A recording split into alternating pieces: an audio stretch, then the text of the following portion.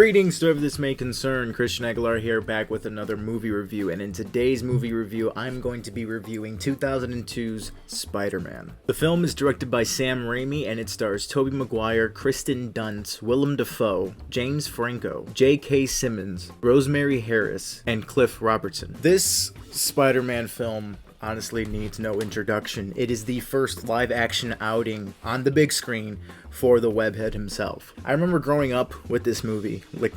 This, I think, fueled my love, and I think a lot of you out there around my age, it fueled our love for Spider-Man. And along with all the cartoons, like the 90s cartoons, the old 60s cartoons, some of the cartoons in the 80s as well, Spider-Man has been a big part of a lot of people's childhood. And this movie, along with its two sequels, they were my hype fuel when I was 4 or 5 years old, you know, watching these movies. And I just absolutely fell in love with the films, the characters, and even the actors too. A lot of faces moving forward when I watch more movies, I recognize a lot of people like, hey, that's Harry from Spider-Man.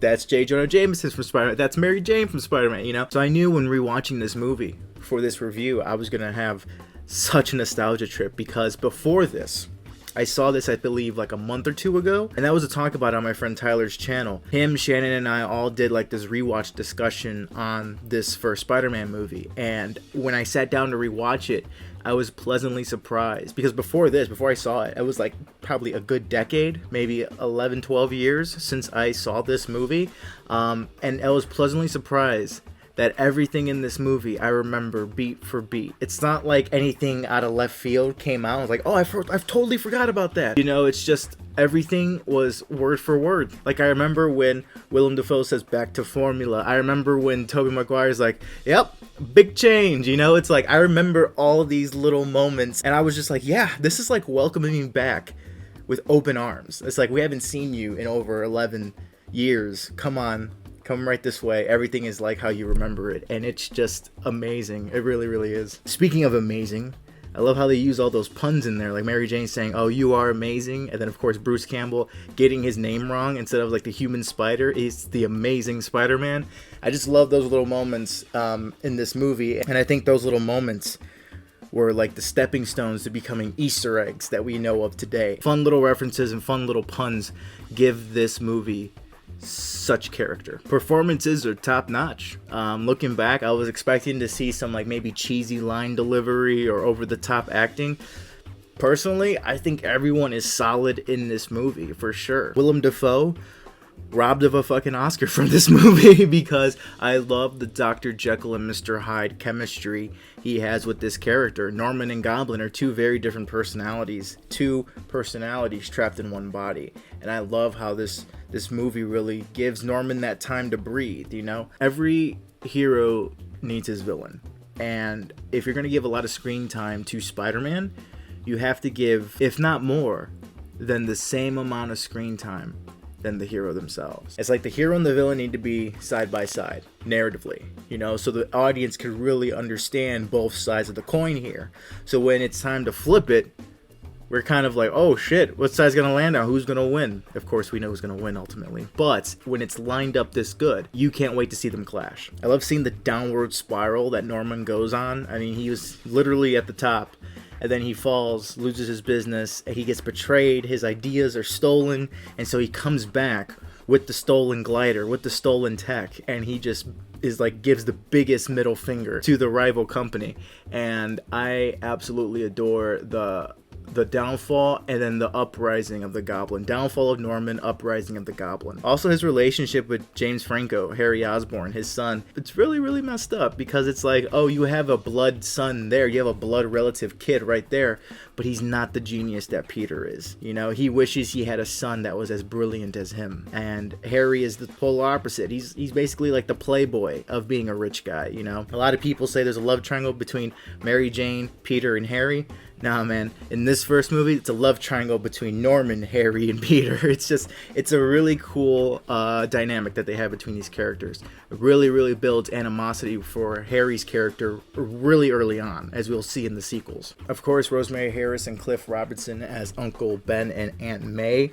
Top-notch casting. They really felt like the voice of reason, one, and they felt like the most grounded part of the film. They're the ones that are like, one, you don't want to see get in trouble, and two, the ones that still have kind of like a grasp on reality. I think if anyone were left parentless, May and Ben would be the people you would want to raise you. And of course, with the ignorance of adolescence, Peter doesn't realize that. He's kind of taken it for granted, hence why the death of Uncle Ben really hits him home, you know? He thinks what he's going through, which is being bit by the spider, is something he's going through alone, you know? Like, no one else in the entire world can relate to him. However, the basic understanding of great power comes great responsibility, and this comes with anything.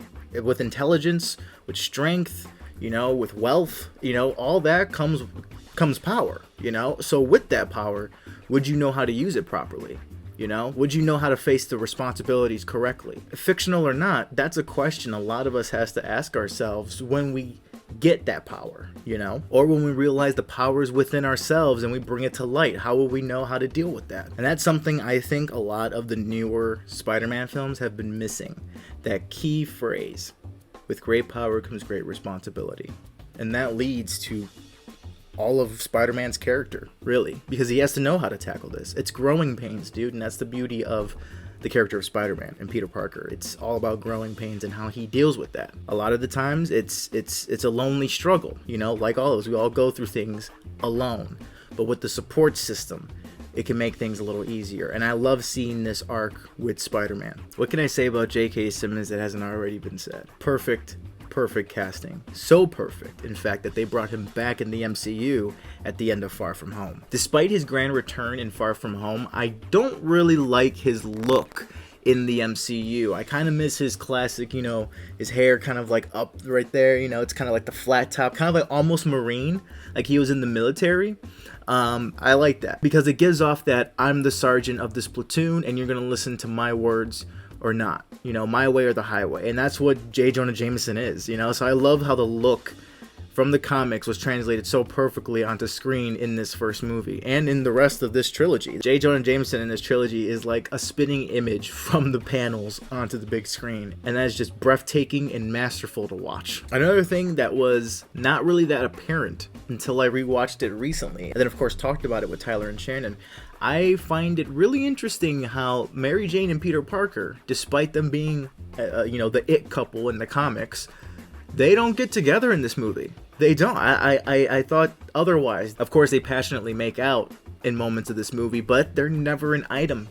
They're never an item. They're not considered boyfriend and girlfriend, not considered together. It's just, it's always there, but it's always like they're always missing the mark, you know, or it's always like bad timing. And I really like how they fleshed that out. They really made that a whole thing throughout the trilogy. It's not like, oh, he gets her at the end of the first movie, you know. It's like, no, that's a consistent struggle he has to go through. Like maybe I think all three films, I think he always struggled to get her, you know, and to have an ideal relationship with Mary Jane. So I like how in this first movie, the bold choice, not really have the hero get the girl in the end. He chooses to leave her behind, you know, because he has this big responsibility he has to take care of first. So with all the love and positivity I'm given towards this movie, are there any negatives? A bit. Tiny bit. I think one of the main negatives I have is probably, okay, everyone, it's been a hilarious joke on the internet, but everyone knows that the teacher in the beginning of the movie looks nothing like a professor. He literally looks to be the same age as all the students. It's just so hilarious how they always try to pass him off as a teacher, because when I was younger, I never saw him as the teacher. I thought he was just another student. He just never seemed like that authoritative figure. So it's just hilarious to look back on it. And then, of course, the internet bringing that to light. And I'm like, holy shit, that's hilarious. He was supposed to be the teacher because I remembered him, but I never thought that was the teacher. So that's just really funny. And I do have to knock the film for that just a little bit because, come on, that's just flat out bad casting right there. Some of the effects, not all, But this is a testament to how well these effects hold up. A lot of these effects hold up really, really well. The only thing that really stands out is probably the three victims, the three goblin victims that he kind of like disintegrated and they turned into skeletons. You know, that kind of looked a tad bit faked, but I like it. You know, I like that you saw the skeletons and then they just dropped like nothing, you know, because they were, now they're nothing. So it just felt really cool. And of course, there's one shot where it's kind of apparent how stiff Spider-Man is because they revealed that it was a mannequin that they shot it with. So that shot where Mary Jane is holding on to him and they're swinging away from the parade, it's stiff like a mannequin. You don't see him moving. She has all the movement around her because, you know, she's real and he's just a mannequin with a suit. So I thought that was pretty funny. So with all this being said, I have to give the first Spider-Man movie a 4.5 out of 5 Skarsgård. It's a really great movie, a great debut for the webhead on the big screen for sure. This movie really put the character of Spider-Man in my little 2-year-old, 3-year-old conscience, and I went off and saw the cartoons, I think, after this, and I just fell in love with the character, like a lot of people out there. So this movie, like a lot of Spider-Man fans out there like myself, hold this movie close to their heart for sure. So that is it for today. Thank you so much for reaching to the end of this video. What did you think of the first Spider-Man movie that came out in 2002, directed by Sam Raimi? Did you like it? Did you not like it? Did you grow up with it? Did you not grow up with it? That's a better question to ask. I wonder how many of you grew up with this movie, or you were already pretty grown and you remember going to the theater and seeing this as a Spider-Man fan. Let me know your experience with this movie down below. As always, please like, share, and subscribe to support this little side hobby I am doing. I will be reviewing Spider-Man 2 and 3 and the Amazing Spider-Man movies, and quite possibly the Tom Holland films, all in preparation for Thursday. So when around Thursday or Friday comes, my review for Spider-Man No Way Home will be up on my channel. I hope you're all safe and well out there, and I'll see you all in the next one. Take care.